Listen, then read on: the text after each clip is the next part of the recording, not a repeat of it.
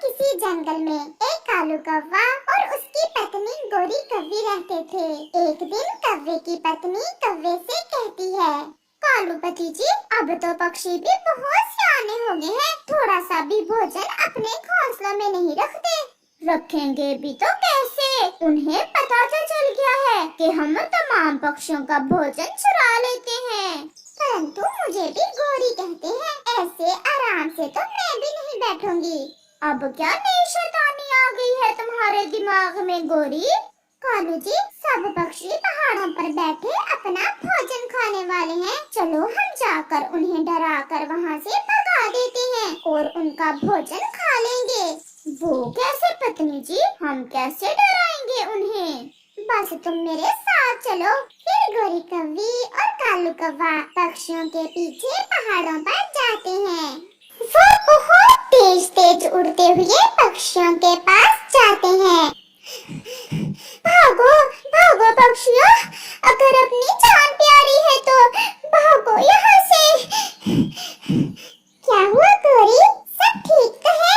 इतना समय नहीं है, मैंने देखा चीलों का एक बहुत बड़ा झुंड इस दिशा में आ रहा है, सब भागो। चीले? वो तो बहुत चालाक होती हैं, भागो भागो। ऐसे वो सब वहाँ से तेजी से उड़ते हैं। वो तो पीछे मुड़कर भी नहीं देखते। कौवा और कौवी भी उनके साथ ही थे। काफी दूर जाकर वो बैठ जाते हैं। ये कमबख्त चील ने भी आज ही आना था, कितनी मुश्किल से वो अमरूद मिला था, मुझे खाना ही नसीब ना हुआ। तोते, शुक्र करो जान से बच गए, और तुम अमरूद की बात कर रहे हो। चिड़िया के पास कुछ दाने थे। वो अपने दोस्तों से कहती है, ये मेरे पास कुछ दाने हैं, मैं तो वहाँ से भागते समय अपने दाने उठा लाई थी। ये आप सब थोड़े थोड़े अपने अपने परिवार के लिए ले जाएं। ना ना चिड़िया, हमसे तो ऐसे सूखे दाने नहीं खाते। तोता, कबूतर और चिड़िया वो दाने आपस में बांटकर वहाँ से चले जाते हैं। कालू जी, कैसा लगा मेरा प्लान? मुझे तो कबूतर पर हंसी आ रही थी जब उड़ते समय 2 बार चील के डर से नीचे गिरा था। अब चलो हरे तोते का अमरूद उठाएं जाकर और घर चले। फिर कालू कौवा और गोरी कौवी वहाँ से उड़ते हैं। वहाँ तो तोते का अमरूद और 7 कबूतर के सरसों के नरम नरम दाने भी थे। अब जल्दी से सारा माल उठाओ और घर जाकर खाएंगे। फिर कौवा और कौवी पक्षियों का छोड़ा हुआ माल उठाते हैं और अपने घर चले जाते हैं।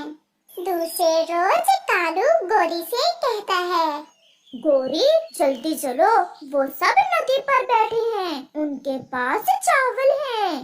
चावल?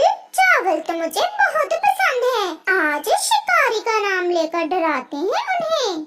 ऐसा कहते हुए वो दोनों अपने घर से तेज तेज निकलते हैं।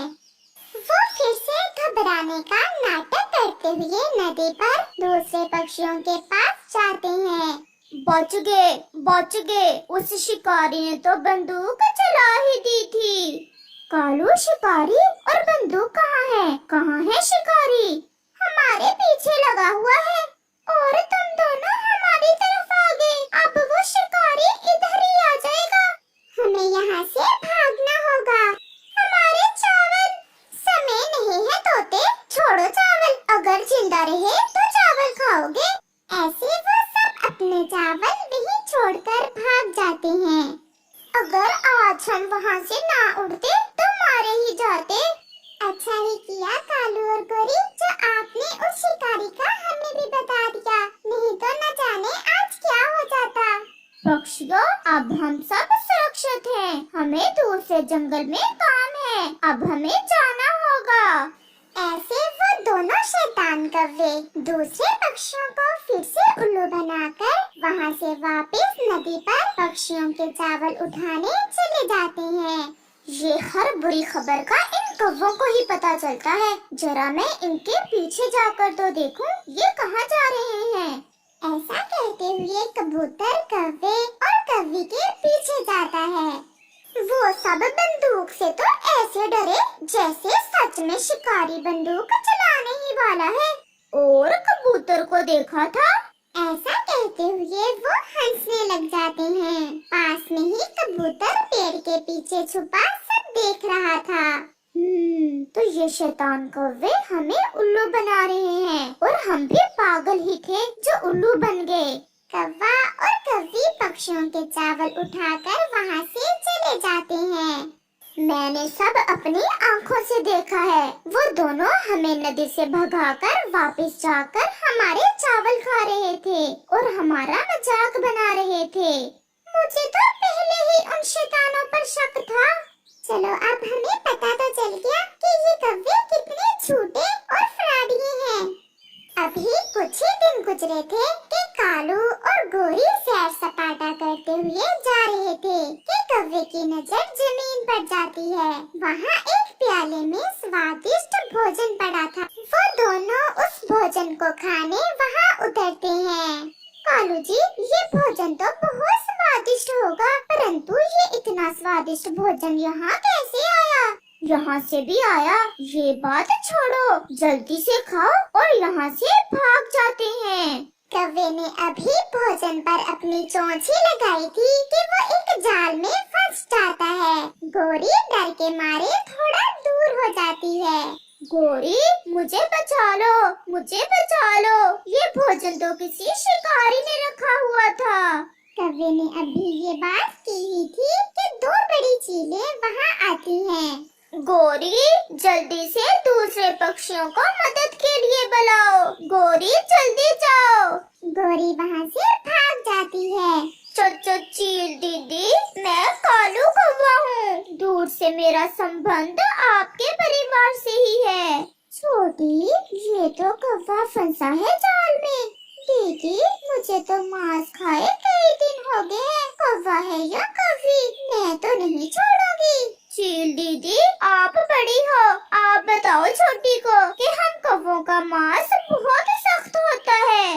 मैं आग पर पकाकर खाऊंगी, तुम चिंता ना करो। छोटी, इसे जाल में ही रहने दो, हम नमक और मिर्ची ले आती हैं। मेरा तो आज मिर्ची कौवा खाने को मन कर रहा है। फिर वो दोनों चीलें कौवे को जाल में फंसा छोड़कर नमक और मिर्ची लेने चली जाती हैं। कबूतर भैया, जल्दी चले मेरे साथ, आपका कालू भैया चील के जाल में फंस गया है। वो चीलें तुम्हारे भाई कालू को खा जाएंगी। छोटी कौवी, भागो यहाँ से, मुझे कल सब पता चल गया है। जब तुम दोनों नदी पर बैठे हंस हंस कर हमारे चावल खा रहे थे। ये सुनकर गोरी बहुत शर्मिंदा होती है। कबूतर भैया, मैं आज झूठ नहीं बोल रही, कालू सच में चील के जाल में फंस गया है। कबूतर कुछ सुने बिना वहाँ से चला जाता है। गोरी बहुत परेशान थी। वो घबराई हुई तोते के पास जाती है। तोते, तोते बचा लो, अपने भाई को बचा लो। हमें कबूतर ने सब बता दिया है, हम अब कभी भी तुम दोनों पर विश्वास नहीं करेंगे। तोते मेरे भाई, मेरा विश्वास करो, हम बहुत मुश्किल में हैं। तोता भी वहाँ से उड़ जाता है। चिड़िया उड़ते उड़ते जा रही थी कि उसकी नजर जमीन पर जाल में फंसे कौवे पर जाती है। चिड़िया वहाँ जाती है। अरे कौवे, तुम यहाँ कैसे फंस गए? चिड़िया, मैं ये स्वादिष्ट भोजन देखकर लालच में आ गया था और चील के इस जाल में फंस गया। चील तो तुम्हें खा जाएगी। मैं जंगल से दूसरे पक्षियों को बुला कर लाती हूँ, हम सब मिलकर इस जाल को हटाते हैं। फिर चिड़िया तोते और कबूतर को सारी बात बताती है और उन्हें अपने साथ लेकर कौवे के पास आती है। कालू जी, ये जाल तो मुझसे हिल भी नहीं रहा, बहुत भारी है। गोरी, चिड़िया यहाँ आई थी और वो दूसरे पक्षियों को बुलाने गई हुई है। कालू जी, हमने पक्षियों से इतने झूठ बोले हैं कि अब हमारा कोई भी विश्वास नहीं करता। तोते और कबूतर ने तो मेरी बात तक नहीं सुनी। फिर चिड़िया तोते और कबूतर को साथ लेकर वहाँ आ जाती है। वो सब मिलकर उस जाल से कौवे को आजाद करते हैं। कबूतर दूर से चीलों को आते देख लेता है। चल जल्दी भागो, चीलें आ गई हैं। ऐसे वो सब वहाँ से भाग जाते हैं और ऐसे कौवे की जान बच जाती है। कमबख्त, भाग गया काला कौवा। कालू बेशरम, अगर चिड़िया तुम्हें जाल में फंसा ना देखती तो आज वो चील तुम्हारा खून पी जाती। अब तो तुम दोनों को पता चल ही गया होगा, हमेशा झूठ बोलने वाले का कोई विश्वास नहीं करता। कौवा और कौवी बहुत शर्मिंदा थे और वो